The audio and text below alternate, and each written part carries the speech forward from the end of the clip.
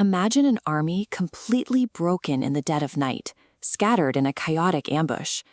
Now imagine that exact same army only 17 days later, marching in broad daylight as unquestioned victors. This turnaround secured the independence of an entire continent. San Martín navigated this 17-day collapse through a calculated tactical shift. The lowest point happened during a night ambush at Concha Rayada.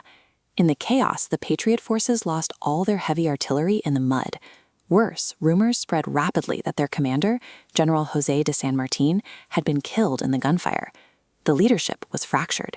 Bernardo O'Higgins, the Supreme Director of Chile, had taken a musket ball to the right arm and was out of commission. This map shows the immediate threat. The Spanish Royalists were launching a massive counteroffensive to reclaim this elongated, highly exposed strip of Chilean territory.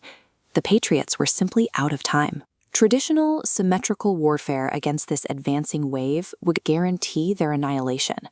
But San Martín was alive. He had managed to retreat to the rugged plains of Maipú, desperately trying to pull his shattered troops back together. He knew that matching the highly trained Royalist infantry line for line was now mathematically impossible. He simply didn't have the numbers. So he turned to theory.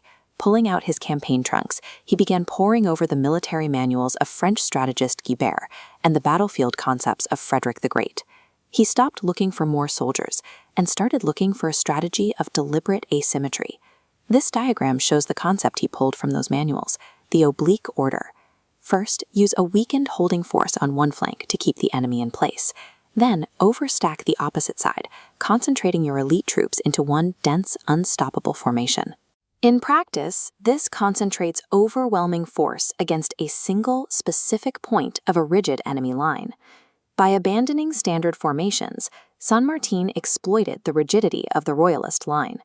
17 days after the disaster in the dark, the clock ran out.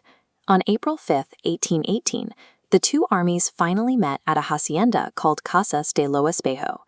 Waiting for them was the elite vanguard of the Spanish Royalists, the Burgos Regiment. These men had a terrifying combat record. Heading into this fight, they had 18 battles won and 0 lost. This was the ultimate test. San Martín's calculated asymmetry was about to collide with a physical powerhouse. San Martín executed the oblique order. His overloaded right flank acted like a hammer, and it violently crashed into the Royalist line. The symmetry broke immediately. Patriot infantry commanded by Gregorio de las Heras stormed in, shattering the undefeated Burgos Regiment in close-quarters combat.